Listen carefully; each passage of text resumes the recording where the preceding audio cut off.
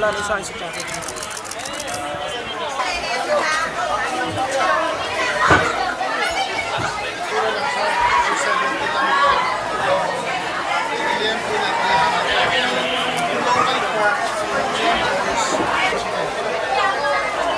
Batak, diyan ka lang muna.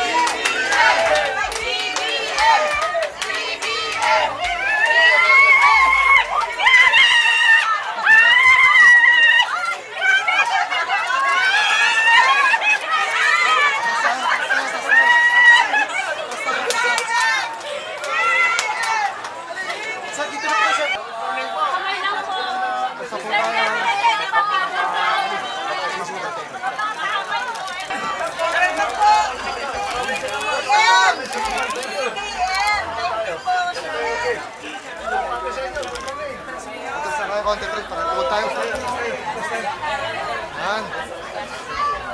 Yan. Lalaway na ako lang.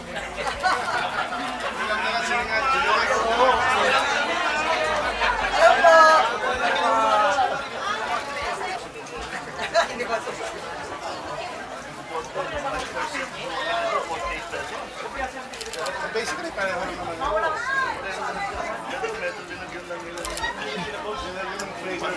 Pandan break. Or perfectly mabawal.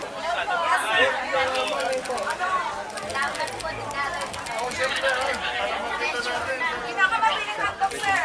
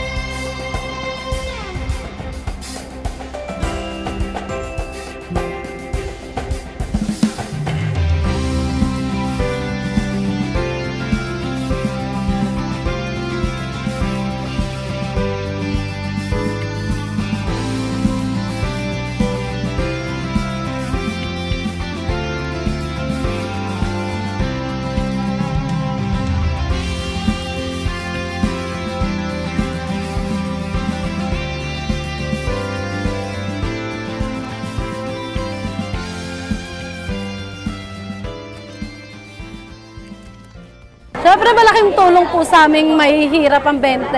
Kung sa 40 nga nahihirapan kami, pinakamababang bigas. Pag bumili ka ng 20, makakabili ka ng itlog, isang ulam na namin mag-anak yun, di ba?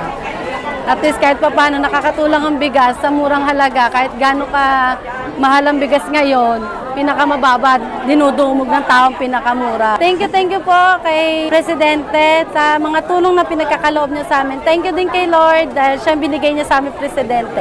Ay, malaking bagay yun. Kasi sa tulad naming mahirap, wala pang permanenteng trabaho. Kahit bigas na 20 pesos lang yan. Malaking pasalamat namin lahat sa ating mahal na Presidente. Kaya kung hindi dahil sa kanya, wala kaming mabibili na mumurahin na bigas. Maraming salamat po, Presidente Bongbong Marcos. Sana itulong mo sa tulad naming mahihirap.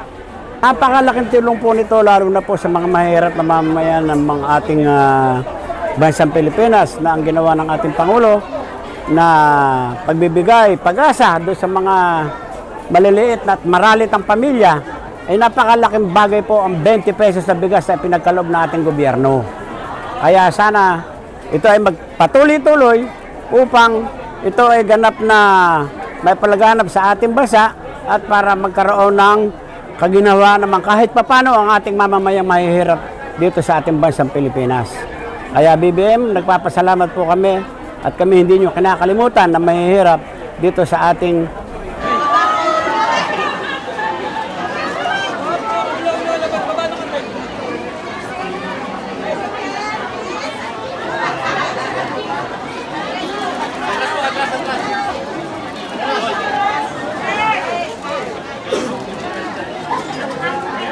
Siyempre malaking tulong po sa aming mahihirap ang 20. Kung sa 40 nga nahihirapan kami, pinakamababang bigas.